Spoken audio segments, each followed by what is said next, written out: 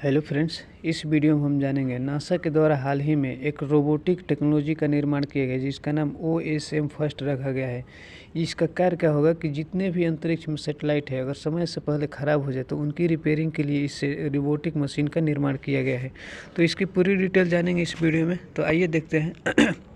Friends देखिए, NASA के द्वारा एक नई तकनीकी का निर्माण किया जा रहा है जो पुरानी सैटेलाइट अंतरिक्ष में, आपको पता है जितने भी सैटेलाइट है वो राउंड लगाते हैं अर्थ के जो ऑब्जर्वेशन के लिए या किसी किसी पर्पस के लिए।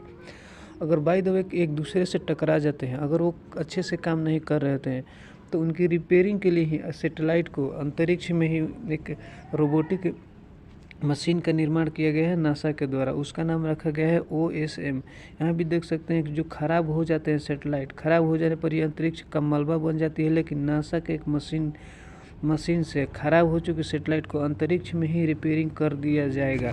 क्योंकि अगर उस समय से पहले अगर जिस पर्पज़ के लिए उसको भेजा जाएगा वो काम नहीं करेगा तो रिपेयरिंग करना ज़रूरी हो जाता है। तो ये वो मशीन है, एक रोबोटिक मशीन है जो कि सैटेलाइट को अंतरिक्ष में ही रिपेयरिंग कर सकता है। यहाँ भी देख सकते हैं जो सैटेलाइट पुराने या बेकार हो जाते हैं उनका क्या होता होगा, ये तो क्वेश्चन है। बट ये जितने भी पुराने उपग्रह या तो वातावरण में सुरक्षित जल जाते हैं या फिर से अंतरिक्ष में ही रह जाते हैं। लेकिन नासा अब एक ऐसी तकनीकी पर काम कर रहा है जो अंतरिक्ष में रहते हुए ही इन सैटेलाइटों को रिपेयरिंग कर सकती है। और जो ये टेक्नोलॉजी बनाया गया, नया मशीन बनाया गया है, पुराने सैटेलाइट को ईंधन में भरा जा सकता है और उन्हें अपग्रेड किया जा सकता है। इससे इन सैटेलाइट का जीवन काल भी बढ़ सकता है। अब तो अपडेट हो जाएगा या रिपेयरिंग हो जाएगा तो उनकी लाइफ टाइम तो बढ़ ही जाएगी।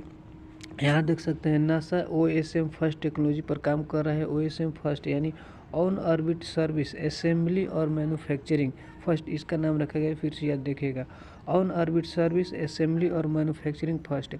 उपकरणों को तकनीकी से लैस एक रोबोटिक स्पेस क्राफ्ट है, याद रखिएगा। जैसे मैंने स्टार्टिंग में ही बताया कि एक रोबोटिक स्पेस क्राफ्ट है जिसे सैटेलाइट का जीवन बढ़ाने के लिए बनाया गया, यानी जो पुराने सैटेलाइट हो चुके हैं उनको फिर से रिपेयरिंग कर सकता है अपनी तरीके से। इस डिज़ाइन नहीं किया गया जिसकी सर्विस ऑर्बिट में ही किया जा सके, यानी जिनकी डिज़ाइन उस तरह से नहीं किया गया, पहले जो सैटेलाइट जाते थे उनकी इस तरह से डिजाइनिंग नहीं किया जाता था कि उनकी आसानी से रिपेयरिंग किया जा सके। बट अब नासा ने ये कर दिखा रहा है। पहले इसका नाम, इस मिशन का नाम दूसरा रखा गया था, बट नाम इसका बदल गया है। इसका नाम पहले था रेस्ट्रोल। यहाँ देख सकते हैं रेस्ट्रोल इसका नाम था पहले, अब इसका नाम रख दिया है OSM फर्स्ट, जो कि एक सरकारी सर्विस सैटेलाइट को रिपेयरिंग करेगा, उनमें ईंधन भरेगा, उन्हें अपडेट करेगा या फिर उसकी जगह बदल कर उसकी जीवन बढ़ाने का काम करेगा। यानी कुल मिलाकर ये जानिए कि पुराने सैटेलाइट को रिपेयरिंग करने के लिए नासा के द्वारा ये मिशन लॉन्च किया गया है जिसका नाम OSM फर्स्ट रखा गया है।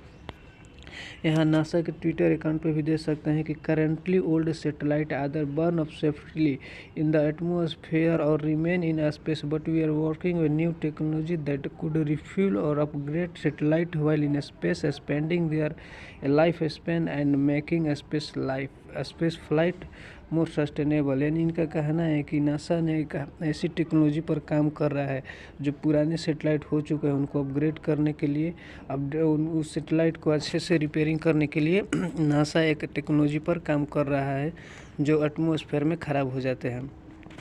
यहाँ भी देख सकते हैं इसकी पूरी डिटेल कि OSM कैसा होगा। OSM जैसा कि मैंने बताया कि एक रोबोटिक स्पेस क्राफ्ट है जो एक पेलोड में लगा होगा, जो सैटेलाइट भेजा जाता है इससे जो होता है, तो इस तरह के जो फर्स्ट वाला होता है इसको पेलोड बोला जाता है।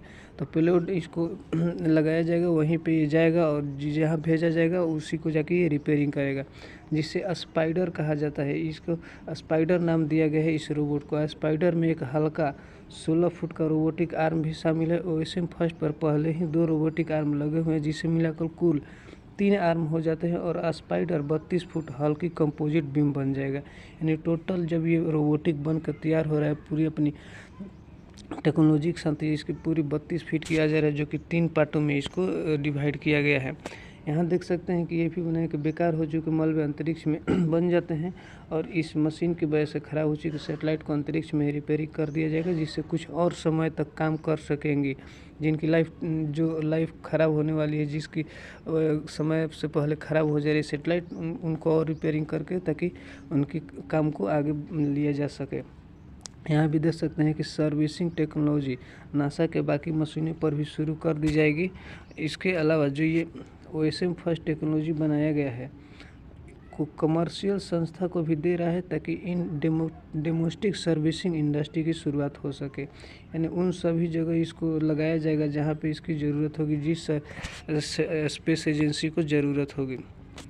यहाँ भी देख सकते हैं कि OSM फर्स्ट की मदद से सैटेलाइट ऑपरेटर अपने काम को और सही तरीके से मैनेज कर पाएंगे और इससे मुनाफा भी ज़्यादा होगा। इसमें ऑर्बिट में मलबे की बढ़ती समस्या को भी कम किया जा सकता है क्योंकि ख़राब हो चुके सैटेलाइट अंतरिक्ष में यहाँ वहाँ तैरते हैं। और ये तो रियलिटी है कि जितने भी सैटेलाइट भेजे जाते हैं वो राउंड घूमते हैं, उसकी उम्र ख़त्म हो जाती है वर्क, तो वो भी घूमते रहते हैं, बट कि एक दूसरे में टकरा कर नए को भी ख़राब कर सकता है।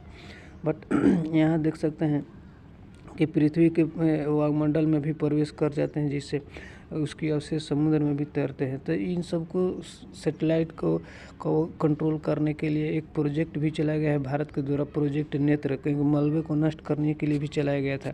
बट वो तो मलबे को नष्ट करने के लिए इसको चलाया गया है कि जो सैटेलाइट बिगड़ चुके हैं, सही तरीके से काम नहीं कर चुके हैं, इसीलिए बनाया गया है। तो आई होप कि नासा के द्वारा ये जो स्टार्ट किया गया है OSM फर्स्ट एक रोबोटिक टेक्नोलॉजी बनाया जा रहा है, क्या ये सही है या गलत, आप कमेंट बॉक्स में बताइए। मिलेंगे नए वीडियो में नई जानकारी के साथ। जय हिंद।